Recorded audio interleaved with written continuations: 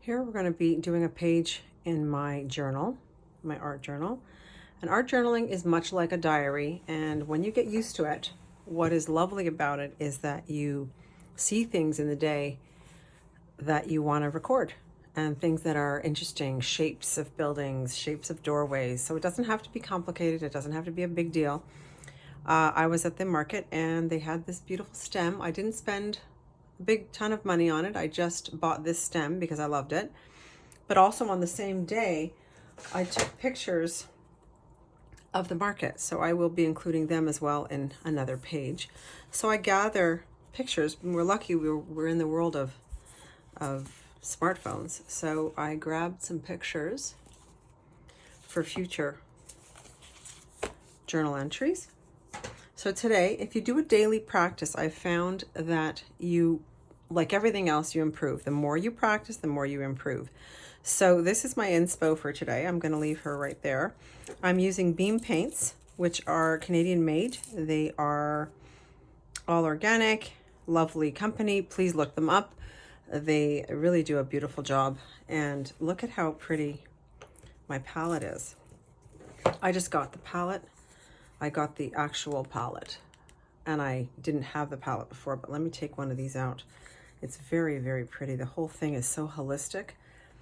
And this is, let me see what it says. It's Dreamer's Gold. What, I mean, professionally handmade watercolors. They're stunning, and they go in this beautiful little container, like this palette, to hold them. I love it. So I did give them a light spray before I came on, and the reason I did that is because I want them to be pretty moist. I find when you do when you use pan paints, it's more fun if they're already moist. So check out your color swatch. You can color swatch your paints. I mean, look at these paints. They are so rich. This one is contaminated with some red, which is just delicious. There's some iridescence in some of them. There's like metallic in some of them. That might be the same color. I find it hard to see the colors. That's why it's important to swatch, because they end up looking similar on the palette. So this to me I would think was brown. Something tells me it's purple. It ain't brown at all. So there you go. So let's see what we've got.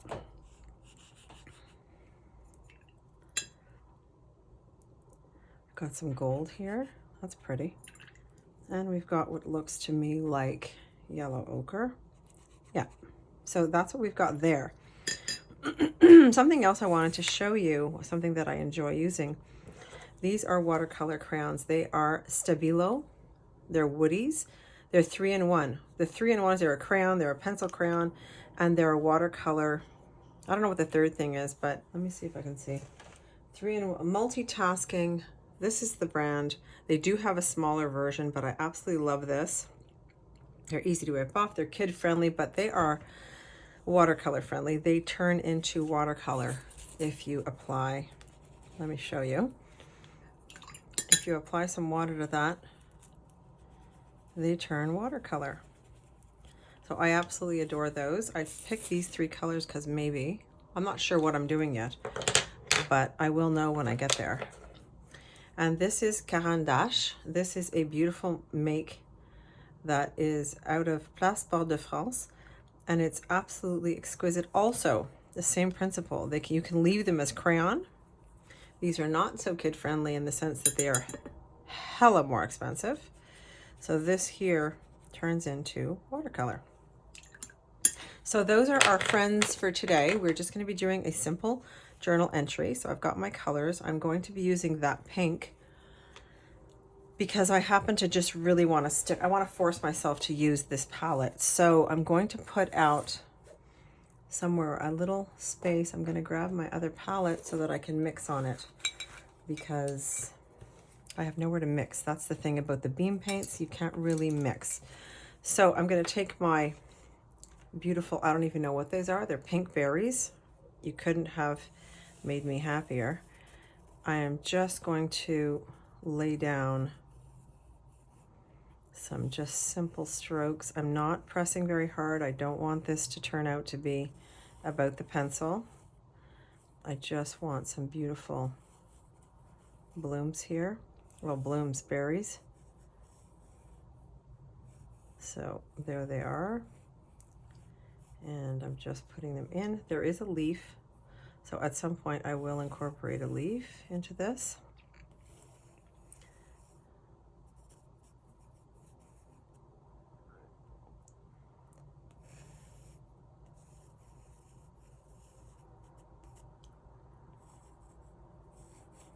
So there you have it.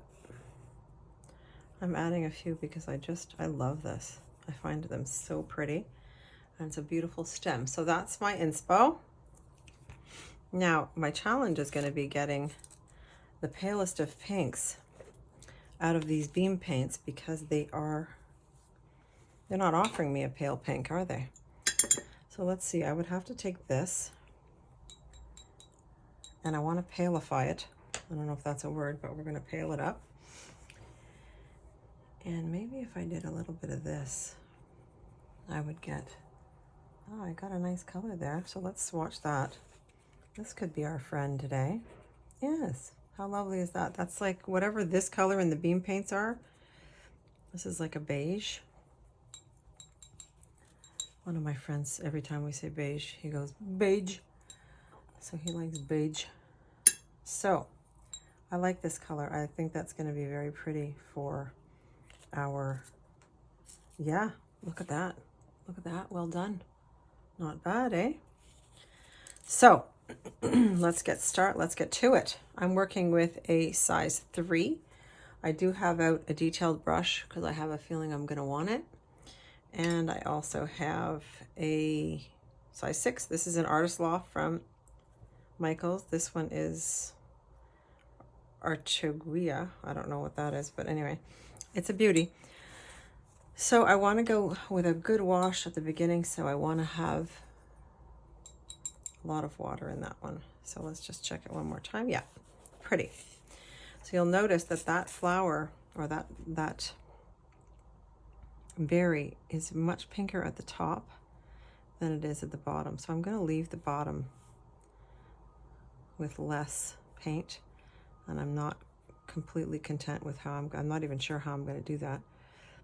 So I'm just laying in a first wash, first pass of our little berries. And because it's my scrapbook, I like it to be a little bit rougher, a little bit more, I don't know, a little bit more modern, I guess. So I'm leaving my beautiful pencil lines in there. They will be part of the story. If I was doing a serious endeavor, I may consider taking my eraser. This is a kneadable eraser, and I could just take off some of the graphite that I put there. So we can do that to some of it. But I don't mind seeing it through. I find it very modern when you can see the pencil lines through. So we've got that down. We're going to be doing more than one layer, obviously. I'm going to go out of the box and put the gold as the base. It's really more creamy in reality, but it's my sketchbook and it'll be what I want it to be. So that's what the attitude you kind of have to have. It's your sketchbook. It's not for the world to see. It's fun to look through when your friends come over, if you feel like it, but it's really not about showing people. It's about practicing your technique, getting your creative practice in. And it shouldn't, you don't have to necessarily take 100 hours every day to do this. You just take a 10-minute and block it aside. If you leave your paints out somewhere, if you just take a little space in your house, a little corner with a small palette, even a travel palette, if you do that, you're going to end up having it right in your face. So when the phone rings and you're talking to your bestie or your mom or whoever you're talking to, then guess what? You've done your practice while you were chatting on the phone, or you do your practice any old way you want. So I'm going to lay some of this green down as well. That's very opaque, a little bit more opaque than I care for. To be honest, I prefer, I didn't swatch it. There we go. I prefer a little bit more water because this is a very light washed type of look that I'm after. So I am just lightly laying in. I'm just letting it go. If you hold your brush here, it's more like a pen. And if you hold your brush out, you have much more looseness to your work. So let's get this first layer of some green in. I was looking for my inspiration. It's right there. I would never have put it there unless I was on the camera. So this goes here. Oops, we forgot to do a berry here. And by we, I mean me.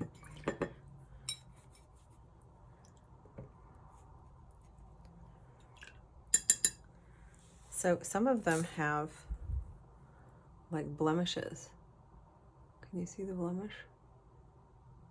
So I find I'm gonna put that in. I like that. So that would come out of the browns a bit. Let's just check the, oh, see, it wasn't brown. It's not brown, it's still purple, but it just looks brown there. So I'm not sure I want to put purple in, so I'm gonna grab some of the darker color here from my palette and put them together, mix them up. Well, let's see what we get there. Yeah, that's more like it. So I'm gonna put some blemishes on some of them because it'll make it more interesting. And put them there. There's also a little tiny black dot on the end of all of them. So you have to imagine where they're facing so that the dot goes with it.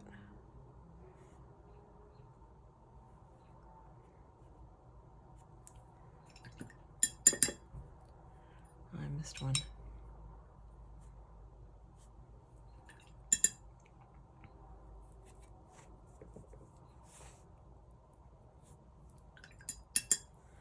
Okay, so let's do some green. I'm not loving this green for what I'm after here. I'm gonna add some, you know what, if I added the purple, it'll deepen that green. No, it turned it gray, so I'm wrong there. Okay, so not gray. I don't think I want gray in this. She's a nice color though, look at that color.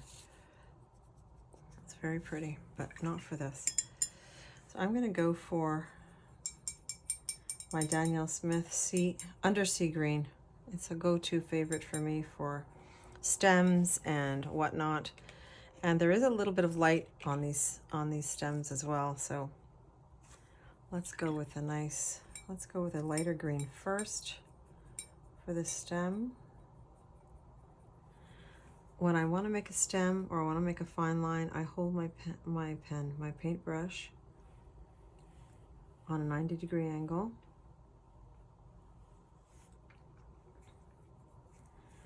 And there she goes. Otherwise it will be thick. I don't want a thick one. And it's okay if it breaks. It's actually quite nice, I find. It's modern. It's very much today's look of being very washy and very, very loose.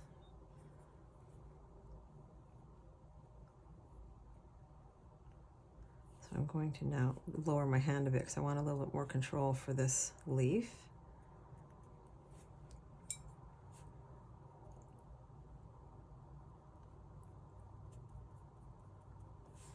Okay, so now we've laid down some of the leaves there with the other green from Beam Paints, and I'm going to add some dimension by adding some color, some depth to these leaves so that there's another level. By adding more colors, it means there's more depth. If you do, I have a tendency to stop painting. I'm finished. Okay, you're not finished. You did one layer. You're not finished. That's what my daughter always tells me. She says, Mom, you don't like your painting because you didn't finish it. So she's right. I get very rushed in my head and I want to be done. I'm done. No, you're not. So she's very good at that. She sees. She's an artist also, my Ashley. So I'm imagining that my sun is coming from here. So the light is coming from here. So I'm going to add darkness to the opposite side, even the underside of this branch could have some, so the sun would hit it on that side, which gives your branches a little bit of dimension.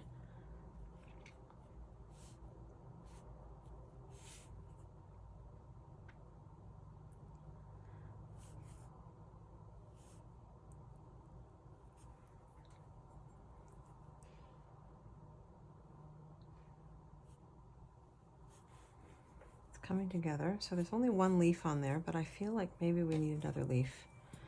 I feel she's lonely. So let's get some water and some undersea green and whatever that green is beside it, and let's add a beautiful other leaf so that we have some options, some busyness.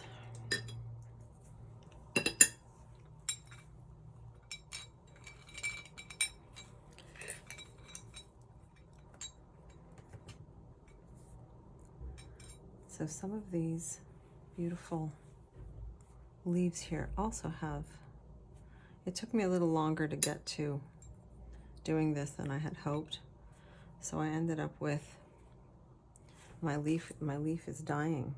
So I want to include that actually. This is my journal, so again, it's not formal, it's not for others, it's for me, in this case you.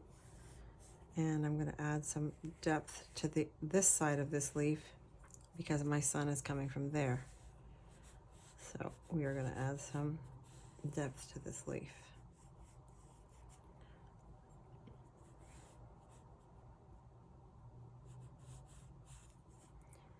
And I'm going to add some depth here.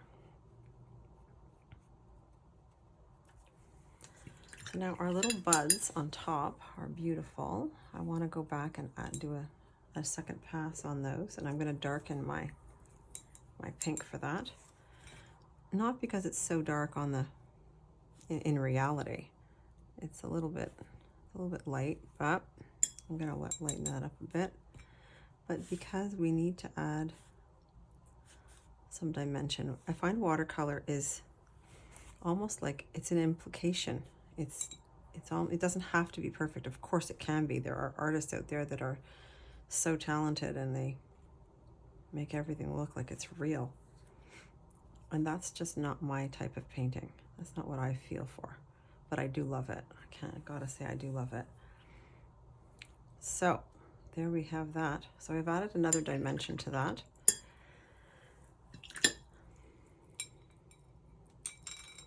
Now here comes un peu de la pièce de la résistance. We are going to see how it is to work with some of these. So we could add some nice green with this, and we could either leave it in its crayon-y state. I'm not holding my pencil. Again, you can see I'm not holding it like you would a traditional pen or crayon. I'm letting it do its thing. I want to see if there's a darker one in this Caran d'Ache. My cousin did me. I do speak French, but my cousin took the time to correct my French and make sure I was saying it. They don't have a deep green on this one. So I'm going to take some of the brown for those spots that I was saying were there. Every one of these seems to have, because I waited, we've got some blemishes in the leaves. And even on the berry themselves, there seems to be some blemishes. I don't know if you can see that, but there's some blemishes. So I'm going to include those blemishes. It's not exactly what I'm looking at. I'm getting the point. I'm getting the gist of it. I'm not making it. It's not a realistic painting. So I'm going to take I think that's too small. Let's take this one. Let's take the 3. Wipe it off a bit, and let's see what happens when we take these crayons and lighten them up. Gives another dimension to the painting. You could also leave them just as they are, because that's kind of also very pretty like that. So let's see if we soften that. I can't say I love the way that green came out, but I'm going to soften it up with some water And we're going to see how that plays out. So I'm just going to give it some depth to the background. It's going to be more, again, implied.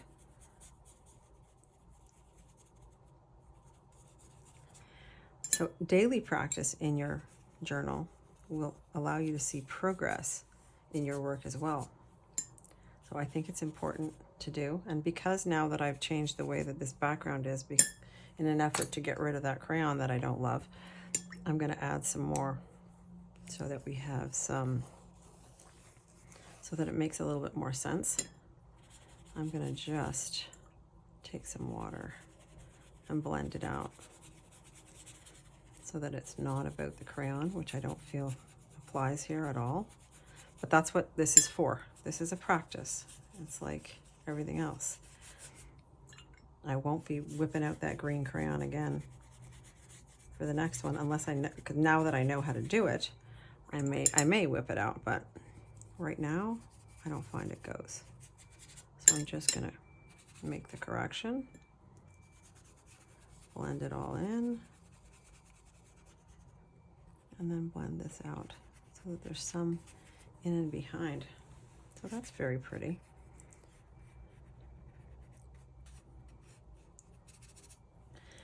Now I'm going to let that dry for a couple of seconds because I want to deepen this. Because I did that whole correction, I'm going to go back and deepen my lines. I don't know what that is. It's coming from the plant. She's giving me grief. She's mad at me for waiting so long to paint her. So I'm going to see here. I'm going to get my Undersea Green, which is my staple from Danielle Smith. And I'm going to just lie back in some depth here so that it goes back to what I kind of really wanted in the first place. And this is the leaf that got kind of lost.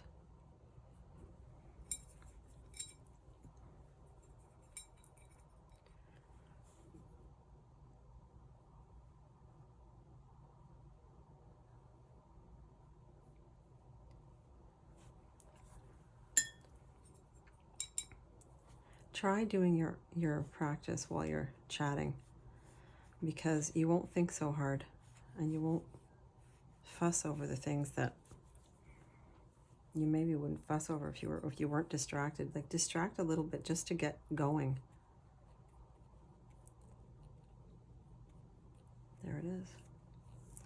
So at some point you have to call your practice done. I think we're there. I think if I was going to redo it, I would put the wash completely underneath. But it's a beautiful thing, and it's a beautiful piece of work, and it was about 15-20 minutes, I would say. And you want to date it, so it's April 2024, and you want to sign it around. There we go. And I would also put here what I used: Beam Paints, Stabilo crayons, Stabilo woodies, and I also use Caran d'Ache